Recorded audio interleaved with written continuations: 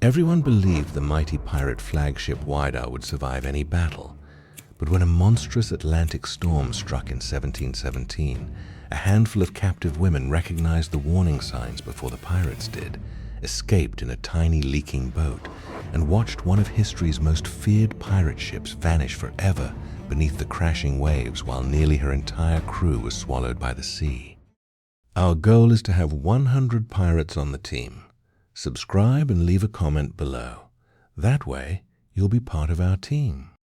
Trace your finger along the map from the Bahamas toward the coast of Cape Cod and picture the year 1717 as the smell of rotting oak, boiling pine tar, damp hemp rigging, stale bilge water, wet canvas, sulfur, and salt drifted across the Atlantic beneath a darkening sky. The pirate ship Whydah had become one of the most feared vessels of the Golden Age after Captain Samuel Bellamy captured the heavily armed slave ship and transformed her into a floating fortress carrying nearly 300 men, dozens of bronze cannon, and enormous quantities of treasure seized from merchant vessels throughout the Caribbean. Her hull displaced roughly 300 tons, strengthened by massive white oak futtocks secured with hand-forged iron spikes nearly 12 inches long, while experienced shipwrights repeatedly completed careening operations, scraping marine growth from every plank before forcing twisted oakum into the seams and sealing the hull beneath layers of boiling pine tar. According to this fictional story inspired by the era, among the captives taken during one successful raid were several women removed from a merchant brig carrying cloth, tools, and barrels of flour toward the American colonies. Confined below the main deck behind heavy oak doors reinforced with forged iron straps, they listened as the pirate crew celebrated another victory, dividing silver coins according to their articles of agreement while arguing over the approaching weather. The prisoners noticed details others ignored. The rolling of the ship had become deeper with every passing hour. The wind carried an unfamiliar coldness despite the season, and veteran sailors who had laughed all afternoon suddenly began securing loose cannon with thicker breeching ropes, double-checking deadies, tightening shrouds, and reducing sail long before sunset. Something far more dangerous than pirates was approaching across the Atlantic, and without realizing it, the women were already preparing for the only chance they would ever have to escape before disaster struck. Throughout the afternoon, the ship's routine changed in ways invisible to inexperienced eyes but unmistakable to anyone who had spent time at sea. The bosun ordered the topgallant sail struck, reef points tied across the mainsail, and spare yards lashed firmly to prevent them from breaking loose in heavy seas. Cannon weighing more than 2,000 pounds each were secured with additional hemp breeching ropes nearly 5 inches in circumference because a single loose gun could smash through bulkheads and kill dozens of men as the vessel rolled. Sailors carried buckets of boiling pine tar to reinforce vulnerable seams around the hatch combings while carpenters inspected the pumps, sounding the bilges with long measuring rods to detect any increase in leaking water. The women watched every movement through narrow gaps between the deck planks. One prisoner, whose father had served aboard merchant ships for decades, quietly recognized the warning signs. The falling barometer carried by the sailing master had become the center of anxious conversations. Seabirds disappeared from the sky, and long Atlantic swells arrived from a direction opposite the prevailing wind. She whispered that a major storm was forming somewhere beyond the horizon. That realization changed everything. Rather than waiting for rescue, the captives began studying the crew's emergency procedures, counting exactly when the lower hatches remained unguarded during sail changes, and noticing that a small ship's yawl was being prepared with water casks, spare oars, and emergency provisions in case the crew was forced to abandon the pirate flagship during the coming tempest. By nightfall, the Atlantic had become almost unrecognizable.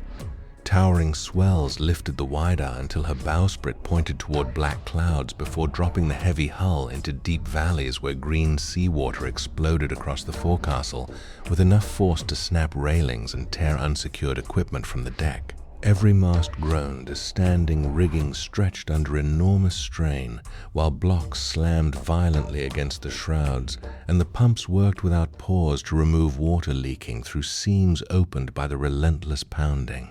Lightning briefly illuminated the entire ship, revealing frightened faces that no longer resembled victorious pirates but exhausted sailors struggling against nature itself. Below deck, the women heard officers shouting, conflicting orders while carpenters rushed to reinforce weakened hatch covers with fresh oak beams. They realized the guards had abandoned their prison entirely in the desperate effort to save the ship. Moving carefully through the darkness, they forced open a damaged hatch whose iron latch had already been bent by the violent rolling.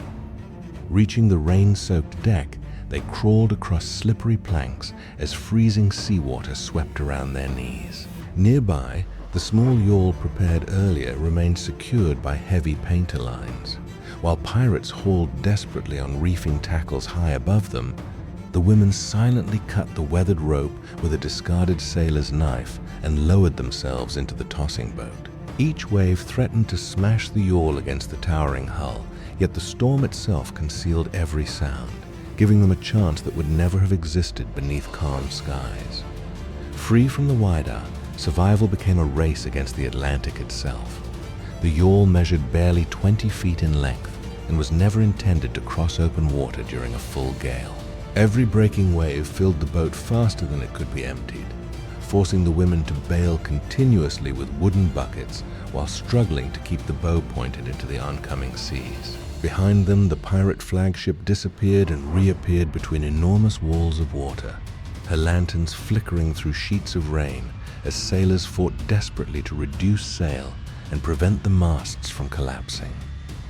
They watched the great ship heel violently beneath the pressure of the wind, her heavy bronze cannon straining against thick breaching ropes despite every precaution. The women could hear the distant cracking of timber as yards splintered and rigging failed under tremendous loads. Guided only by brief flashes of lightning, they rowed with every remaining ounce of strength, allowing the storm-driven current to carry the tiny yawl farther from the pirate vessel.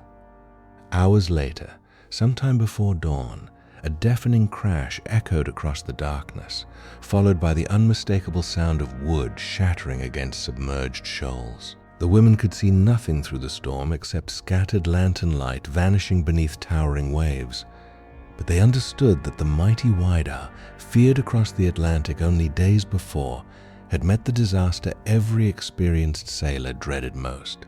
When daylight finally broke, the storm had begun to weaken, revealing a coastline littered with floating wreckage, shattered spars, broken casks, torn sails, and fragments of carved oak carried ashore by relentless surf. Exhausted and barely conscious, the women allowed the battered yawl to drift toward a sandy beach where local fishermen discovered them wrapped in soaked canvas and suffering from cold, dehydration, and exhaustion.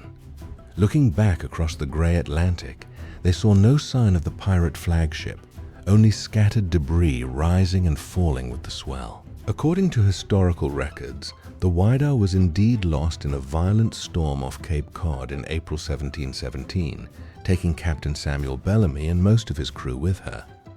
In this fictional story inspired by that real disaster, the women survived only because they recognized the warning signs of the approaching gale before the pirates themselves realized how little time remained.